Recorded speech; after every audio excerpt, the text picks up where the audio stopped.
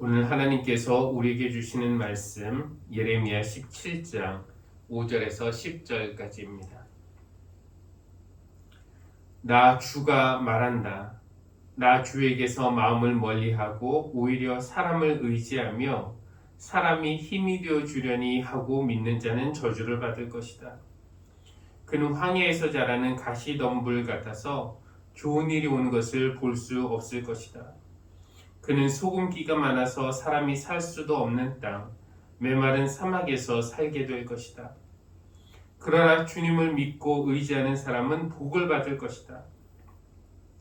그는 물가에 심은 나무와 같아서 뿌리를 개울가로 뻗으니 잎이 언제나 푸르므로 무더위가 닥쳐와도 걱정이 없고 가뭄이 심해도 걱정이 없다. 그 나무는 언제나 열매를 맺는다. 만물보다 더 거짓되고 아주 썩은 것은 사람의 마음이니 누가 그 속을 알 수 있습니까? 각 사람의 마음을 살피고 심장을 감찰하며 각 사람의 행실과 행동에 따라 보상하는 이는 바로 나 주다. 아멘. 누구나 다 행복하기를 원합니다. 너 행복하게 살아야 된다 라고 누가 굳이 가르쳐 주지 않아도 우리는 본능적으로 행복을 원합니다. 모든 사람이 다 행복을 원하면 그렇다면 우리가 경쟁을 통해서 이겨서 행복을 차지해야만 하는 것일까요? 저는 그렇게 생각하지는 않습니다. 행복이라는 것이 총량이 이미 다 정해져 있어서 제가 행복을 더 차지하면 여러분이 차지할 몫이 줄거나 반대로 여러분이 먼저 행복을 차지하면 제가 누릴 행복이 사라지는 그런 것은 아닐 것입니다.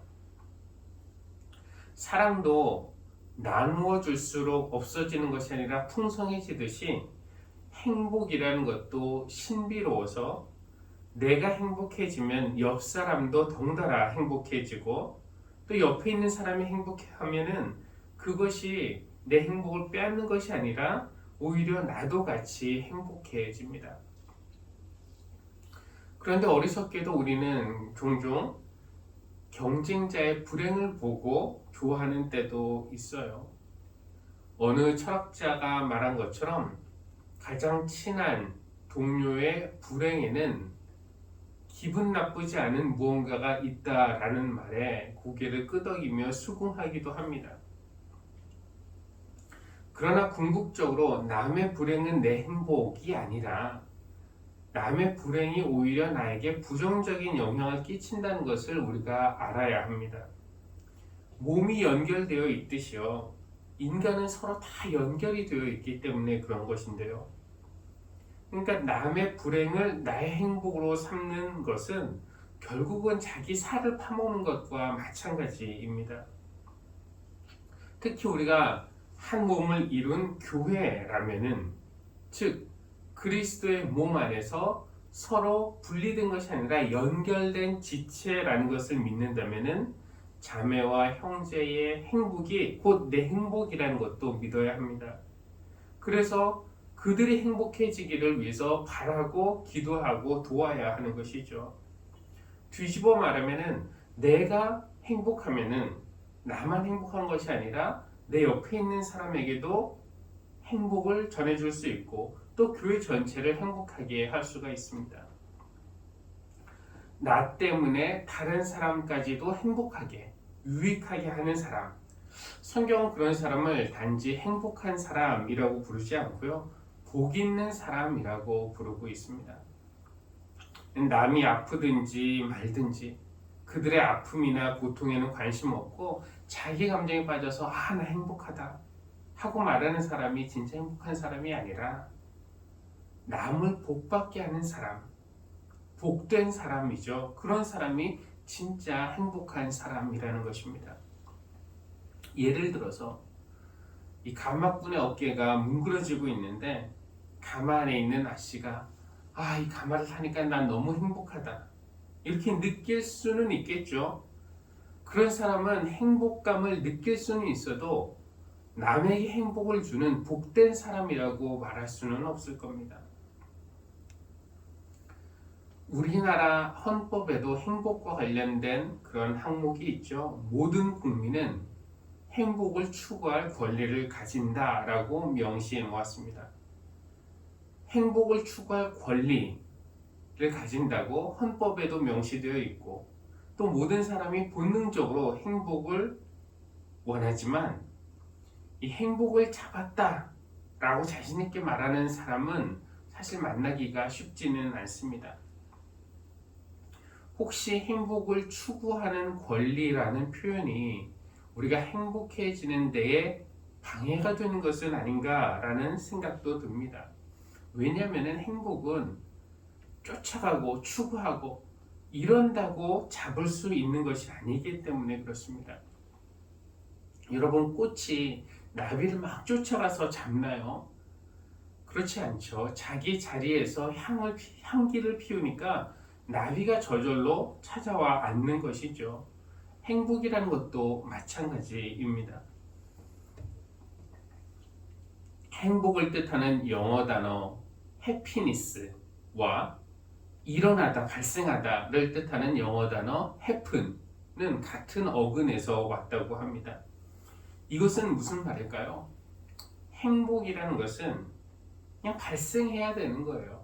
그러니까 어떤 행복이라는 실체가 어딘가에 고정적인 자리에 놓여 있어서 가장 먼저 달려가서 그것을 차지하면 되는 것이 아니라 어떤 조건들이 만들어지면은 저절로 발생하는 그 느낌이 행복이라는 것입니다.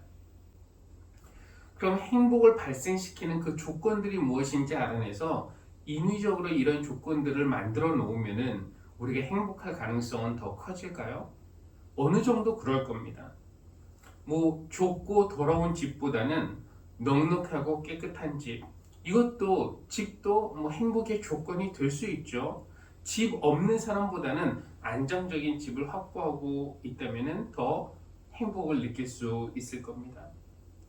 내가 갖고 싶어하는 자동차, 멋을 낼 수 있는 옷, 신발, 가방, 여행할 수 있는 자유와 여유, 배고플 때 먹을 수 있는 맛있는 음식, 건강, 친구들과 또 운동, 이런 조건들이 우리가 행복을 느끼는 데 있어서 이바지하는 바가 분명히 있습니다.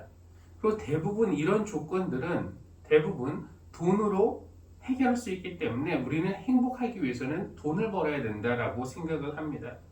그리고 돈으로 여러 가지 조건들을 사서 행복을 느끼기도 하죠. 그런데 행복이라는 것을 조금 더 자세히 들여다보면은 이런 외부적인 여건들이 형성된다고 해서 쉽게 발생하지 않을 뿐만 아니라 또 금방 사라진다는 것도 우리가 알 수 있습니다. 행복은 어떤 이런 외부의 조건들보다는 마음의 조건들이 더 중요한 것 같아요.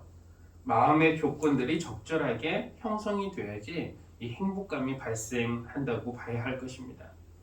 예를 들어서 돈으로 살 수 있는 외부적인 조건들, 넓고 따뜻한 집이 있어도 내 마음이 불편하고 불안하면은 그 집이 있다고 해도 행복감을 느끼기 어렵고요. 돈으로 편한 침대 살 수 있죠. 그리고 행복을 느낄 수도 있지만 그 침대를 함께 사용하는 사람과의 관계가 깨지면은 행복하기 어렵습니다. 행복은 마음의 조건들이 알맞게 형성될 때 발생하기 쉬운데 이 마음의 조건들은 외부의 조건과는 달리 돈으로 해결할 수 없다라는 것이 문제입니다. 행복이 발생할 수 있는 최적의 마음의 조건들을 만들어내는 것이 어렵다면 우리는 어떻게 참 행복을 누리며 살아갈 수 있을까요? 오늘 우리에게 주어진 본문들, 우리가 교동문으로 시편 1편, 그리고 예레미야 17장, 누가복음 6장 말씀 읽었는데 모두 다 복과 저주에 관한 말씀들입니다. 행복과 불행에 관한 말씀들. 하나님도 우리가 행복하게 살기를 원하시고요. 더 나아가서는 복되게 살기를 원하십니다. 하나님이 알려주시는 방법 한번 살펴보겠습니다. 먼저 누가복음 본문인데요. 비슷한 본문이 마태복음에도 있죠. 팔복이라는 이름으로 비슷한 말씀이 있습니다. 마태복음에서 예수님은 복 있는 사람에 관해서 8가지를 말씀하셨는데 여기 누가복음에서는 4가지만 말씀을 하셨고요. 대신에 마태복음에는 없지만 여기 누가복음에서는 화 있는 사람들, 복 있는 사람들 뿐만 아니라 화 있는 사람들에 대해서도 예수님이 4가지를 말씀하십니다. 서로 대조를 이루고 있어요. 예수님에 의하면은 복 있는 사람은 누구인가? 가난한 사람들이고요. 지금 굶주리는 사람들이고 지금 슬피 우는 사람들이고 예수님 때문에 미움받는 사람들입니다. 반면에 화 있는 사람들은 부유한 사람들이고요. 지금 배부른 사람들이고 지금 웃는 사람들이고 사람들에게 인기가 있는 사람들입니다. 왜 부자가 복 있는 사람이 아니라 가난한 사람이 복 있는 사람이라고 하셨을까요? 우리 세상은 반대로 말하는데 말이죠.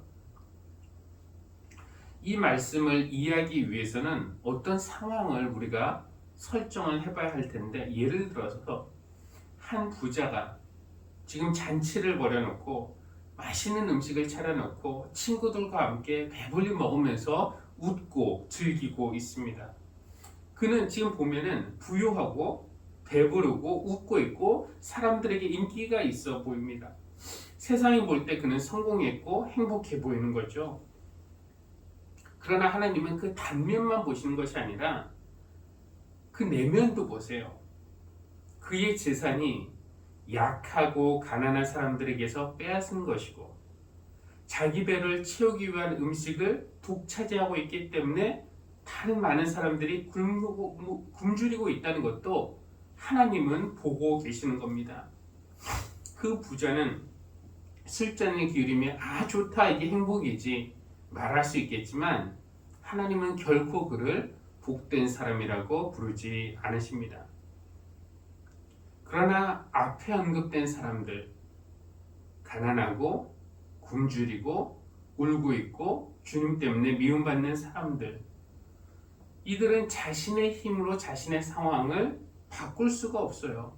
자신의 힘을 의지할 수 없으니 하나님을 바라볼 수밖에 없습니다. 예수님이 그들을 복되다라고 말씀하시는 이유는 주님이 바로 그런 사람들의 상황을 역전시켜 주시기 위해서 오셨기 때문입니다.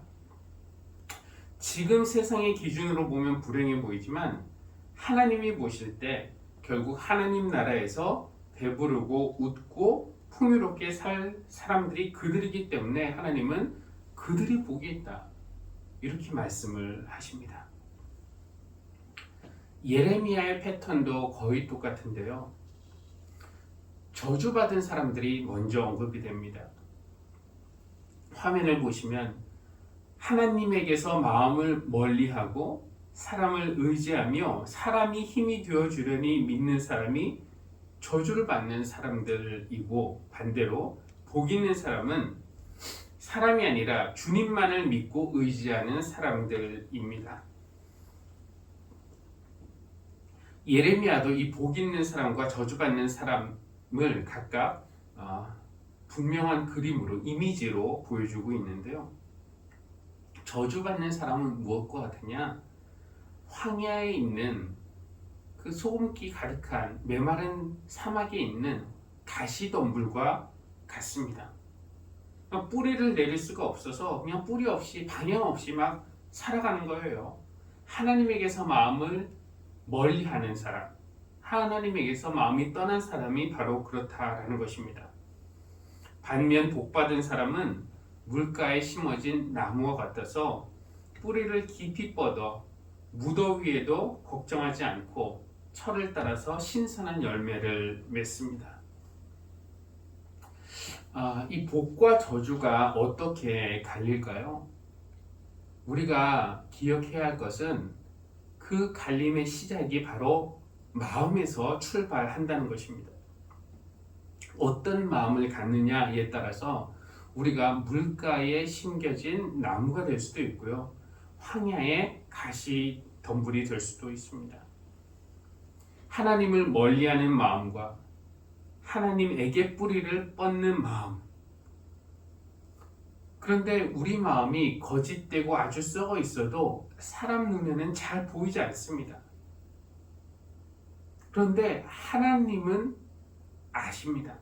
각 사람의 마음을 살피고 감찰하시고 보상하시는 하나님은 공정한 심판이시니까 사람은 속일 수 있어도 하나님은 속일 수 없는 겁니다.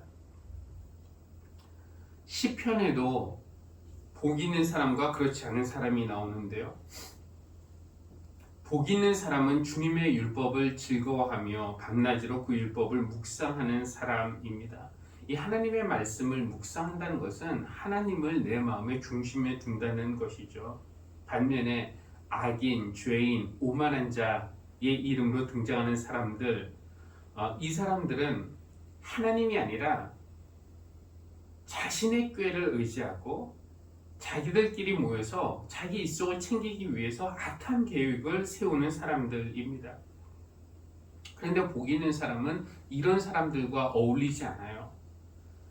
당장의 손익을 따지자면은 그들과 사귀어두면 좋을 것 같지만 그들은 그렇게 하지 않습니다.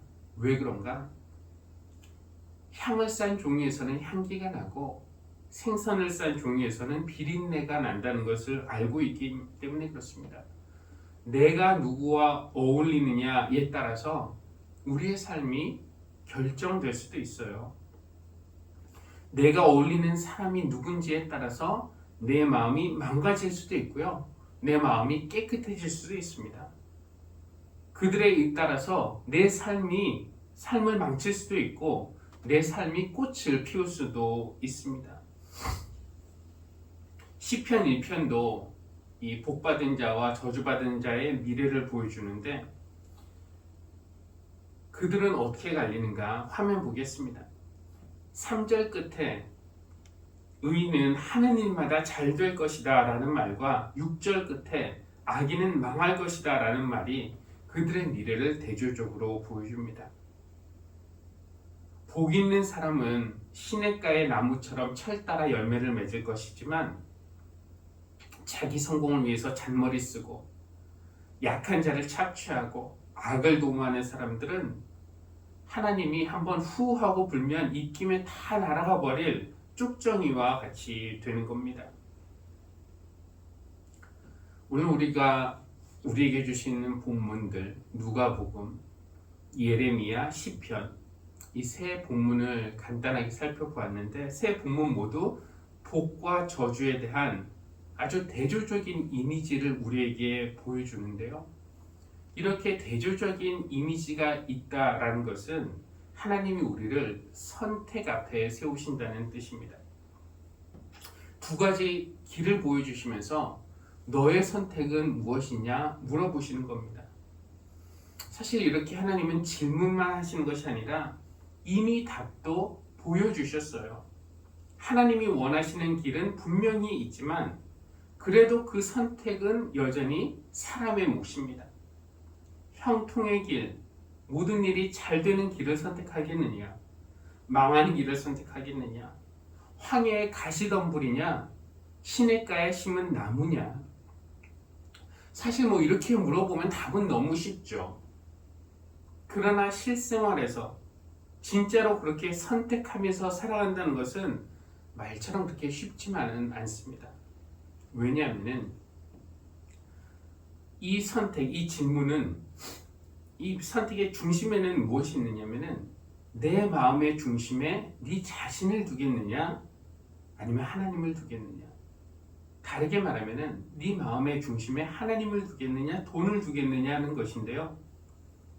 돈을 중심에 두는 것이 결국 불행으로 이끄는 길임을 알려줘도 알면서도 돈을 선택하고 싶은 것이 우리의 마음이기 때문에 그렇습니다. 100억 이상의 로또에 당첨된 사람들 대부분이 불행하게 끝난다라는 사실을 알려줘도요. 그래도 로또에 당첨되고 싶다 라는 것이 우리의 마음인 것과 비슷합니다. 우리는 누구나 다 행복하고 싶습니다. 우리가 하나님을 찾아 이 자리에 온 것도 예수님을 믿는 것도 어쩌면은 행복해지고 싶은 마음 때문일 겁니다. 하나님은 우리의 행복을 원하시지만 행복한 사람이 되라고 말씀하시기보다는 복 있는 사람이 되라고 말씀을 하시는데요. 그러면서 그건 너의 선택이다 하면서 두 갈래 길을 우리 앞에 펼쳐놓으시고 우리를 그 갈림길에 세우십니다. 선택은 우리의 몫이에요. 근데 선택은 늘 어렵습니다. 왜냐면은 하나를 선택하면은 다른 하나를 포기해야 하기 때문이고요. 한 번의 선택으로 모든 것이 또 달라질 수 있기 때문에 그렇습니다. 만약에 이 각각의 길이 어떻게 끝나는지 모른다면 선택은 더 어렵겠죠. 그러나 감사하게도 하나님은 우리에게 보여주세요. 한 길의 끝에는 황야의 가시덤불이 있고 또 한 길의 끝에는 시냇가에 심은 나무가 있습니다. 황야의 가시덤불로 끝나는 길, 그 길의 시작은 거기에는 많은 사람들이 모여 있어요. 보니까 부유하고 배부르고 웃고 있는 사람들입니다. 당장은 행복해 보여요. 나도 그 길 같이 가면은 행복해질 것 같이 느껴집니다. 반면에 시냇가에 심은 푸르른 나무로 이어지는 그 길의 시작에는 사람들이 많지 않습니다. 좁은 길이고요. 가난하고 배고프고 우는 사람들 있습니다. 지금 불행해 보여요. 그들과 같이 가면 불행할 것 같습니다. 그러나 하나님은 우리에게 너의 선택은 무엇이냐 물으십니다. 우리의 선택의 시작은 바로 우리의 마음에서 출발한다는 것을 우리가 기억할 필요가 있어요. 우리가 어떤 마음을 갖느냐에 따라서 우리의 삶이 복된 길로 갈 수도 있고요. 아니면 저주의 길을 갈 수도 있습니다. 내 마음이 하나님을 멀리하고 거짓되고 아주 썩어 있어도 사실 사람들은 우리가 속일 수 있습니다.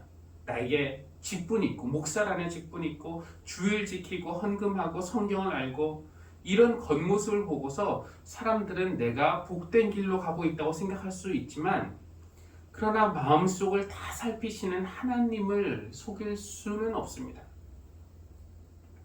아까 예배 부름 시간에도 말씀드린 것처럼 경기에서 심판이 공정하지 못하면 모든 것이 혼란에 빠지지만 인생도 마찬가지겠죠. 그러나 우리 인생에는 공평하신, 공정하신 심판자가 계십니다.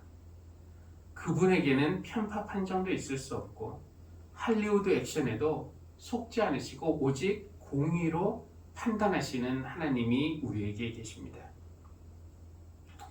교회 여러분, 마음의 중심에 내 자신을 두는 것이 아니라 하나님을 두시기로 선택하십시오.